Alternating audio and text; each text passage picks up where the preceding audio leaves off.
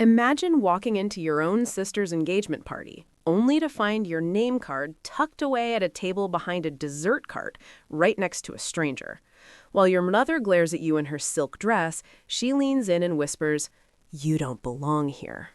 She thought she could hide me in the back row like a dirty secret, but she didn't realize I was carrying a folder that would end the wedding before it even started. My name is Marie, and for 29 years I was the interruption in my mother's perfect life. But tonight, the truth about the $35,000 loan, the forged signatures, and the family's lies is coming out. If you've ever been the black sheep while the golden child gets everything, stick around, because the bridge is about to burn. The chair had my name on it, but the position said everything my family felt. Back row, far left corner, squeezed between an aunt who hadn't called me in 8 years and my father's coworker's cousin. My mother, Denise, stood at the head table looking like she owned the vineyard. When I asked her about the seating mistake, she didn't even blink. She told me they had to prioritize photos, and since I wasn't in any of the recent ones, it would look disjointed to have me up front. My brother Eric, fresh from a military deployment and feeling entitled as ever, shouted across the room that I was making a scene about a chair. No one defended me, not even my sister Kelsey, the glowing bride-to-be. She just gave me a tight, "please don't ruin this" smile and looked away. I had brought a gift, a hand-bound photo album I spent 3 weekends restoring.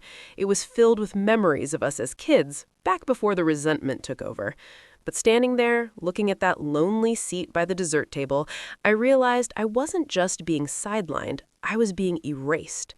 I didn't scream or cry. I simply set the place card down on the plate, turned, and walked out the side doors into the warm vineyard air. No one followed me. No one called out.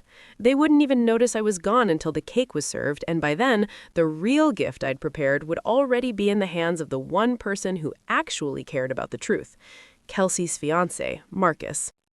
I didn't drive home. I checked into a flickering roadside motel where the only smell was bleach and lemon cleaner.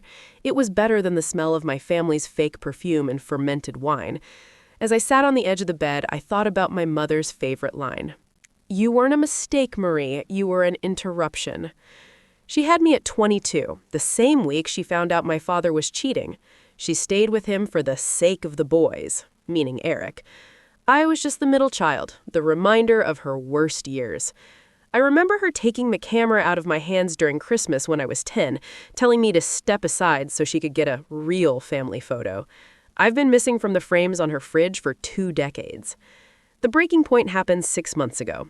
I was finally getting my life on track, working as an administrative coordinator at the hospital and looking for my first solo apartment. Then, the leasing agent called with bad news. My credit score was trashed by a $35,000 student loan in default, a loan I never took. I pulled the records, and there it was, my name, my social, and my mother's loopy, careful cursive as a co-signer.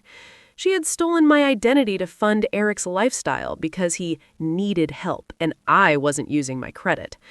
When I confronted her in her driveway, she didn't apologize. She called me dramatic. She said it wasn't theft, it was family.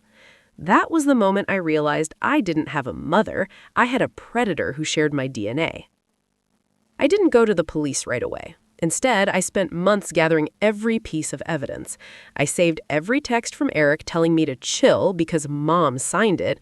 I recorded every phone call where my mother mocked my failed nursing school attempts, the same school I couldn't attend because she took my grant money for Eric. I put it all into a digital folder. 2 weeks before the engagement party, I sent that folder to Marcus, Kelsey's fiancé. I'd only met him twice, but he was a lawyer who handled conservatorship cases. He was a man who noticed the small details, like how my family treated me like a ghost. I didn't ask for a reply. I just told him, "You're marrying into this family. You should know what that means."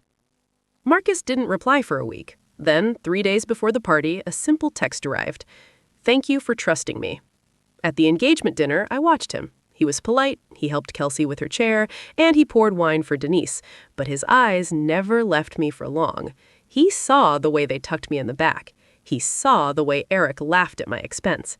He saw the frame my mother was trying so hard to protect. I left that party knowing that while they were celebrating their perfect family, the foundation was already crumbling. I went back to my motel room and let the silence wash over me. For the first time in my life, the truth wasn't a burden I had to carry alone. The fallout was swifter than I imagined. I wasn't invited to the family brunch the next morning, but I didn't need to be. By early afternoon, my phone was exploding. Aunt Nora asked why I was being sick, Eric told me I ruined everything, and my mother sent a frantic, "We need to talk." Here's what happened.